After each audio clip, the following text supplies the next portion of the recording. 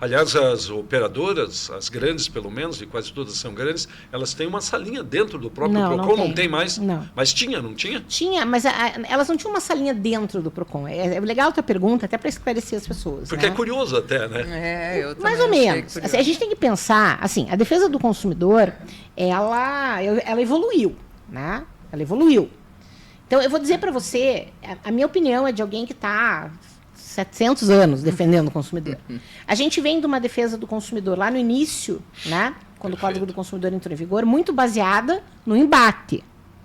Essa defesa do consumidor ela foi evoluindo e dando lugar ao diálogo. O diálogo é relevante. E a agilização dentro da medida do possível. Exatamente. Então, assim, o que se consegue quando você tem esse fornecedor atendendo dentro de um órgão de defesa do consumidor, né? É o olhar da defesa do consumidor em relação ao tipo de atendimento que está sendo prestado ao consumidor em relação a um grande ofensor. Né? Porque você tem um grande ofensor aí. Sim. Um grande ofensor em termos de quantidade. Se você me perguntar qual é o maior número de reclamações que vocês recebem em relação ao quê? Em relação ao operador de telefonia. Ou seja, eles são um grande ofensor do ponto de vista quantitativo. Qual o setor que mais resolve? Operadora de telefonia. Certo? Então, ao tempo em que eles têm muitas reclamações, eles são... eles resolvem muito os problemas e resolvem de uma forma fácil. A gente teve um ganho absurdo em termos de resolutividade quando a gente colocou, e não foi só a operadora de telefonia, foram alguns fornecedores. Aqueles fornecedores que eram mais problemáticos, banco, né?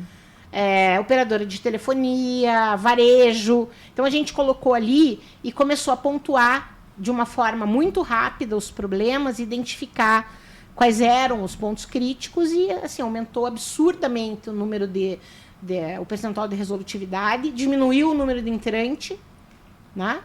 E os processos foram mudados. Que esse é o ponto. Porque não adianta você ter um bom resolvedor de problemas se você tem um ótimo criador de problema. Sim. Você tem que mudar o processo. Mais do que... Essas empresas, a forma dessa mesa me lembra, elas se movem como se move um navio. Como é que se move um navio? Absurdamente devagar. Um navio virar, ele vai levar um dia para virar. Sim. Né? Assim, você está entendendo o que eu estou dizendo? Porque são estruturas grandiosíssimas. Mas aí vocês chegaram à conclusão que não precisaria ter lá dentro. Sim, com a diminuição, sim. Isso tinha o quê? 3, 4, 5 anos atrás? Não, isso foi mais tempo. Mais tempo? Uns 10 anos. E saiu há quanto tempo? Saiu um pouco antes da pandemia. Ficou um bom tempo lá. Só. E o bom era que se não resolvesse, às vezes não resolvia o problema nesse contato. O consumidor já estava ali junto com a empresa, a gente já marcava audiência. Eu falei até essa situação, porque eu vi essa situação, acho que já era no endereço da Emiliano Perneta. Foi um pouco no endereço da Emiliano Perneta. Foi na Emiliano Perneta, porque eu tive uma situação com a tal da operadora lá dos chips e não sei o quê, de cobranças indevidas, e eu fui como um cidadão comum. Peguei a minha senha, sentei lá no balcão, fui bem atendido por uma menininha bem jovenzinha, passaram e tal, e foi resolvido. E tem uma outra questão há também. momentos, né, que você precisa também, que é um outro lado, Cláudio, você vai me entender, e a Zeiva também, e quem está nos acompanhando, que a gente também precisa valorizar o serviço público ou privado, mas eu estou falando aqui do serviço público quando ele é eficiente. Eu acho que é uma coisa que dá satisfação para você como gestora e como coordenadora do PROCON do Paraná, que a gente sabe da tua eficiência, dos resultados, e você não faz sozinha, mas você ordena e orienta uma equipe de trabalho, porque eu vi muita eficiência, eu vi brevidade, vi interesse. Se eu não me engano, inclusive, eu recebi um alerta, não sei por WhatsApp ou por telefone, alguma coisa, que eu não fui lá para dar uma sequência numa parte do processo, porque eu viajei. Então, eu tenho, acho que a Zeiva tem também, vi muito prazer e muita satisfação quando você vê que me ligaram, a eficiência na resolução.